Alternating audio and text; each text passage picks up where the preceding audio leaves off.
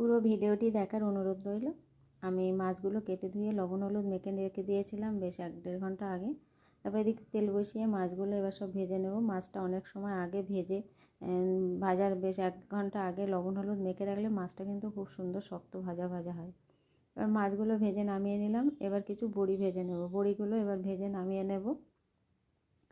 এবার আমি বড়ি নামিয়ে নিয়ে ওই কড়া বসিয়ে দিলাম, দিয়ে তেল দিয়ে দিলাম, দিয়ে কিছু সাদা জিরে ফোড়ন দিলাম। ফোড়নটা আমার প্রায় হয়ে এসছে। এবার আমি কেটে রাখা পেঁয়াজটা তুলে দেব। পেঁয়াজটার মধ্যে আমি একেবারে আলুগুলোও দিয়ে দেব। পেঁয়াজ আর আলু একসঙ্গেই ভাজা করব। এই রেসিপিটি আমার শ্বশুরমশাই রান্না করতে বলতো।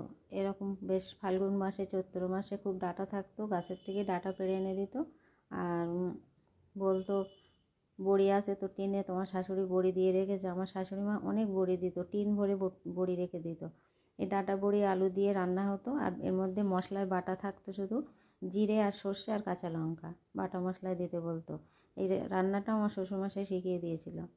এবার আমি ভালো করে মশলাটা দিয়ে কষিয়ে নিয়ে জল দিয়ে দিলাম, দিয়ে তার মধ্যে বড়িগুলো দিয়ে দিলাম, দিয়ে এবার ঢাকা দিয়ে বেশ কিছু সময় রান্না করে নেব। কিছু সময় পরে ফিরে এসে এবার মাছগুলো দিয়ে দেবো। আমি কিন্তু বাড়িতে আমার অল্প লোক বলে আমি অল্প ঝোল রেখেছি। আমার শ্বশুরমশাই যখন রান্না করতে বলতো তখন কিন্তু অনেক ঝোল থাকতো। কিছু কাঁচা লঙ্কা দিয়ে নামিয়ে নিলাম। কেমন হয়েছে রেসিপিটি কমেন্টে জানাবে, ভালো লাগলে লাইক করে দেবে।